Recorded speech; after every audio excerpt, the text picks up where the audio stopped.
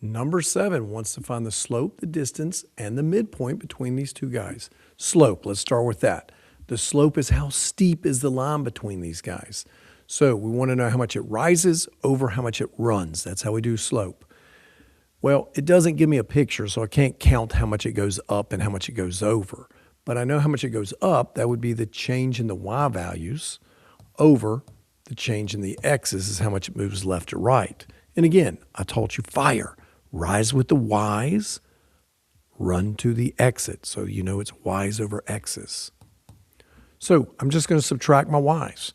I have a -2 and a +2. I'm going to start with this 2 minus -2. 2 minus the -2. Since I start with this 2 on the x's, I have to start with -7. Don't have an option. Minus -1. Let's see what we get. That changes to a plus. That changes to a plus. So I get 4 over -7 plus 1 is -6.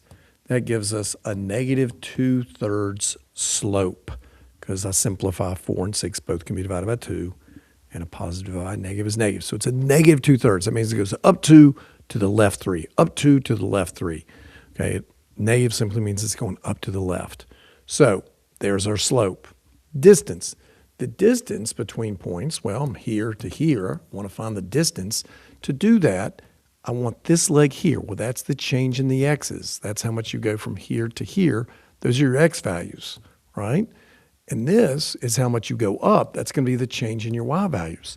And we know the Pythagorean theorem says one leg, the change in x is squared, that leg squared, plus that leg squared, plus that leg, let's back that up. Board loves to do that to me, plus the other leg squared is going to equal the hypotenuse squared. But I just want the hypotenuse by itself, so I'm going to end up taking the square root once I add these together.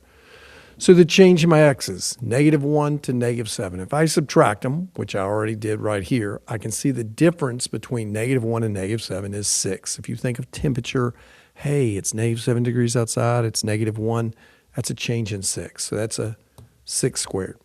Plus, change my y's, -2 to +2, that's a difference of 4. 4 squared. And again, it's these numbers right here.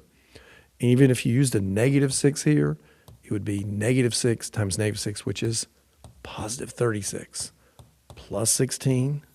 So that's square root of 52. So there's the exact answer. Once I'd use it in the calculator, 49 is 7 times 7. So this is a little more than that. So it's about 7.2. Okay, 7.2. The midpoint, the middle point, the middle of anything is simply you add them together, divide by 2. So I'm going to add my x's together, -1 plus -7, and divide by 2, and find the middle of my y's. Add your y's together, divide by 2, and that'll be our midpoint. -1 plus -7, -8 divided by 2. -2 plus 2, 0 divided by 2. So we get -4, 0. That is the middle point between these 2 points here.